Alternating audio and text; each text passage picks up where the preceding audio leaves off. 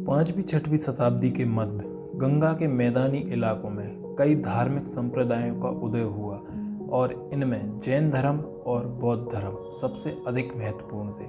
आखिर इन नए धर्मों का उदय कैसे हुआ, चलिए जानते हैं। उत्तर वैदिक समाज 4 वर्णों में विभाजित था: ब्राह्मण, क्षत्रिय, वैश्य और शूद्र। सभी वर्णों का पेशा निर्धारित कर दिया था। हालांकि वर्ण जन्म पर आधारित था। दोनों उच्च वर्णों ने, ब्राह्मण और क्षत्रिय ने, निम्न वर्णों को दरकिनार करते हुए शक्ति, प्रतिष्ठा और विशेष अधिकारों पर कब्जा कर लिया और ब्राह्मणों ने दान, कर और सजा से मुक्ति के अलावा कई विशेष अधिकारों को अपने पास रखा। उत्तर वैदिक ग्रंथों में इन विशेष अधिकारों का वर्णन देखने को मिल जाता है। वहीं क्षत्रिय, जो वर्ण क्रम में दूसरे स्थान पर थे, यह लड़ते थे और शासन करते थे और किसानों से लिए गए कर पर आश्रित थे। वैश्य कृषि, पशुपालन और व्यापार करते थे और यह प्रमुख करदाता थे। उस समय शूद्र तीनों वर्णों की सेवा करते थे और यह वेदों का अध्ययन नहीं कर सकते थे।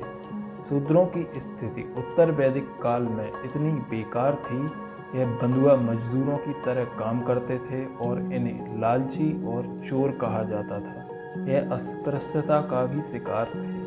उत्तर वैदिक काल में जिसका वर्ण जितना उच्च होता था, उसका महत्व उतना ही अधिक माना जाता था। किसी अपराध के लिए अपराधी का वर्ण जितना निम्न था, उसके लिए उतने ही कठोर दंड का प्रावधान किया गया था। और वैश्य और शूद्रों के संघर्षों का ग्रंथों में कोई उल्लेख ही नहीं मिलता। ब्राह्मण वर्ण विशेष अधिकार का दावा कर रहे थे, तभी क्षत्रियों ने उनके विशेष अधिकार के दावे का विरोध किया। यह विरोध नए धर्मों की स्थापना के कई कारणों में से एक था। जैन धर्म की स्थापना करने वाले वर्धमान महावीर क्षत्रिय कबीले से संबंधित थे और उन्होंने ब्राह्मणों के वर्चस्व को चुनौती दी। हालांकि उत्तर पूर्वी भारत में इन नए धर्मों के उदय का असली कारण एक नई कृषि अर्थव्यवस्था का विस्तार बताया जाता है। 6वीं शताब्दी ईसा पूर्व में लोहे का इस्तेमाल शुरू हुआ, जिससे गंगा के मैदानी इलाकों में बड़े पैमाने पर बस्तियों की शुरुआत हुई। 500 ईसा पूर्व उत्तरी पूर्वी भारत में बड़े बड़े शहरों का उदय हुआ, जैसे कौशाम्बी, कुशीनगर, वाराणसी, वैशाली, पाटलिपुत्र, राजगीर आदि। वर्धमान महावीर का संबंध इन शहरों से था।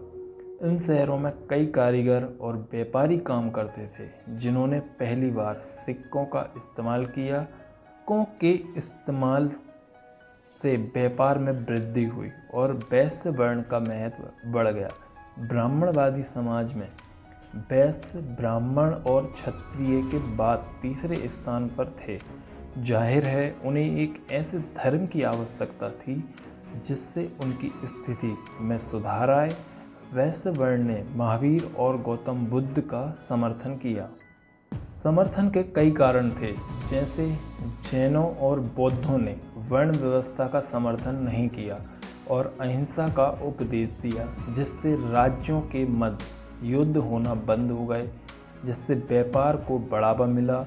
और ब्राह्मणवादी व्यवस्था के कारण वैश्य वर्ण ऋण ब्याज पर नहीं दे सकता था, क्योंकि ब्राह्मणवादी व्यवस्था में ब्याज पर पैसे देने की निंदा की गई थी। इसलिए वैश्य वर्ण को एक कम महत्व मिला, जबकि वैश्य एक अच्छे और विकसित समाज के लिए प्रयास कर रहे थे। वर्धमान महावीर के जन्म से लेकर निर्वाण प्राप्ति तक की विचारधारा ने कैसे व्यक्ति के जीवन को ही बदल दिया। माना जाता है कि जैन धर्म के प्रथम 3 तीर्थंकर ऋषभदेव थे और यह अयोध्या से जुड़े थे, लेकिन अयोध्या की स्थापना 500 ईसा पूर्व में हुई थी, इसलिए इनकी ऐतिहासिकता संदिग्ध मानी जाती है। जैन धर्म के वास्तविक संस्थापक वर्धमान महावीर थे। कई ऐतिहासिक ग्रंथों से जानकारी मिलती है कि महावीर का जन्म 540 ईसा पूर्व वैशाली के पास एक छोटे से गांव में हुआ था। महावीर क्षत्रिय कुल से संबंधित थे और कहा जाता है कि महावीर का परिवार मगध के शाही परिवार से जुड़ा हुआ था।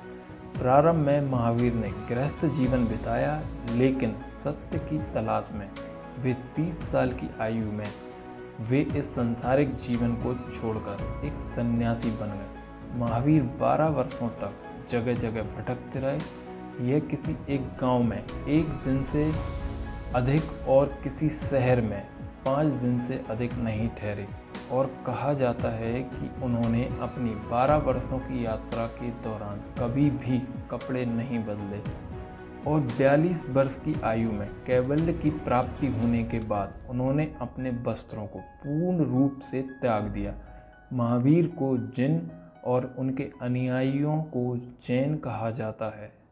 हालांकि जैन धर्म के एक गुरु पार्श्वनाथ ने अपने अनुयायियों से अपने शरीर के ऊपरी और निचले हिस्से को ढकने के लिए कहा था, लेकिन महावीर ने पूरी तरह से कपड़े त्यागने को कहा। इसलिए जैन धर्म 2 भागों में विभाजित हो गया।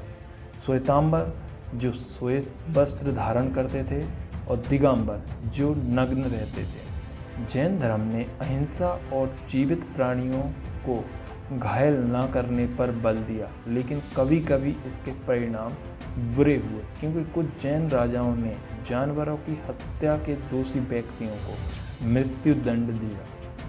महावीर के अनुसार एक व्यक्ति अपने पूर्व जन्मों के पापों या पुण्यों के फलस्वरूप निम्न वर्ण या ऊंचे वर्णों में जन्म लेता है। जैन धर्म ने अपने अनुयायियों को युद्ध और कृषि कार्य करने से रोका, क्योंकि दोनों में ही जीवित प्राणियों की हत्या होती है। इसलिए जैन धर्म के लोगों ने स्वयं को केवल वाणिज्य और व्यापारिक कार्यों तक सीमित कर लिया। उत्तर वैदिक काल में महिलाओं की स्थिति बहुत गिर गई थी, लेकिन जैन धर्म में पुरुष व स्त्री दोनों को शामिल किया गया। उन्होंने आम लोगों की भाषा प्राकृत में अपने शिक्षाओं का प्रचार प्रसार किया। जैन धर्म ने ब्राह्मण धर्म से कोई स्पष्ट भिन्नता नहीं रखी, इसलिए यह जनता को आकर्षित करने में विफल रहा। लेकिन इसके बावजूद जैन धर्म धीरे धीरे दक्षिण और पश्चिम भारत में फैला, जहां ब्राह्मणवाद कमजोर था। कर्नाटक में जैन धर्म का प्रसार चंद्रगुप्त मौर्य ने किया था। मौर्य वंश के संस्थापक चंद्रगुप्त ने जैन धर्म को अपना लिया था और वहीं दक्षिण भारत में जैन धर्म के प्रसार का दूसरा कारण महावीर की मृत्यु के 200 वर्षों के बाद मगध में अकाल था। यह अकाल 12 वर्षों तक चला और अपनी रक्षा करने के लिए कई जैन भद्रबाहु के नेतृत्व में दक्षिण चले गए और कुछ जैन स्थूलबाहु के नेतृत्व में मगध में ही रहे। अकाल खत्म होने के बाद दक्षिण के जैन वापस मगध लौट आए, लेकिन इनमें मतभेद हो गए। जैन धर्म ने वर्ण व्यवस्था और वैदिक धर्म की बुराइयों को कम करने का पहला प्रयास किया। जैनों ने ब्राह्मणों द्वारा संरक्षण प्राप्त संस्कृत भाषा को त्याग दिया और अपने सिद्धांतों के प्रचार के लिए सामान्य लोगों की भाषा प्राकृत को अपनाया। इनका धार्मिक साहित्य अर्धमागधी में लिखा गया। वर्धमान महावीर ने 30 वर्षों तक जैन धर्म का प्रचार प्रसार किया और 468 ईसा पूर्व में पावापुरी नामक स्थान पर उनका निधन हो गया। उम्मीद करता हूँ आपको ये वीडियो अच्छा लगा होगा। अगर अच्छा लगा हो तो प्लीज़ मुझे सपोर्ट करें, चैनल को सब्सक्राइब कर लें, लाइक शेयर कर दें। Thank you for watching.